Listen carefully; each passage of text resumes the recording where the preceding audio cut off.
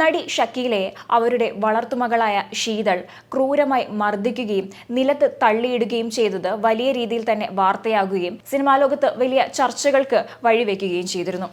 ഇപ്പോഴിതാ ഈ സംഭവത്തിൽ വിശദീകരണവുമായി ഷക്കീലയുടെ വളർത്തുമകളായ ശീതൾ രംഗത്തെത്തിയിരിക്കുകയാണ്. ഷക്കീല മദ്യപിക്കുമായിരുന്നുവെന്നും ഷക്കീല മദ്യപിച്ചെത്തുകയും മദ്യപിച്ചു കഴിഞ്ഞാൽ ശീതളിനെ ഉപദ്രവിക്കുകയും ചെയ്യുമായിരുന്നു.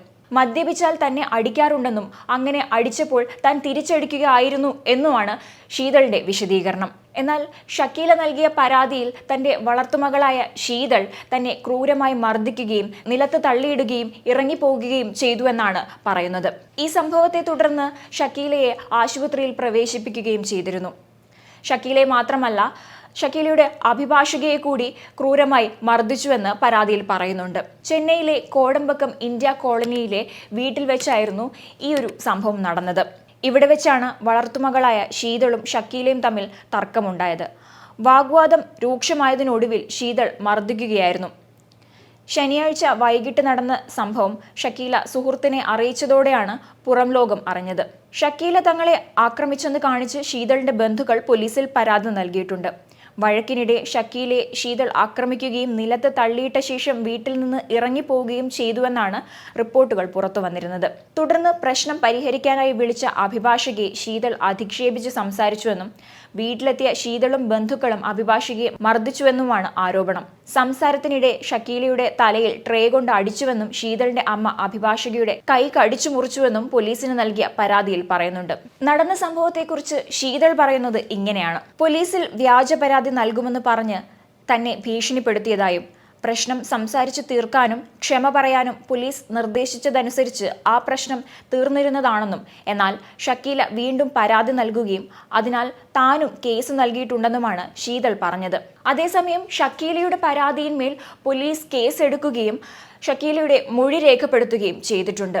കോടമ്പക്കം പോലീസാണ് പരാതി അന്വേഷിക്കുന്നത്. പരാതി സംബന്ധിച്ച് അന്വേഷണം തുടങ്ങിയ പോലീസ് ഷക്കീലയുടെ വീട്ടിൽ നിന്ന് CCTV ദൃശ്യങ്ങൾ പരിശോധിച്ചിട്ടുണ്ടെന്നാണ് വിവരം. ഈ അടുത്തിടെ ഷക്കീല തന്റെ കുടുംബജീവിതത്തെക്കുറിച്ചും തന്റെ വ്യക്തിപരമായ ചില കാര്യങ്ങളെക്കുറിച്ചും നടത്തിയ പരാമർശങ്ങളാണ് ഇത്രയും വലിയൊരു വഴക്കിലേക്ക് നയിച്ചത്.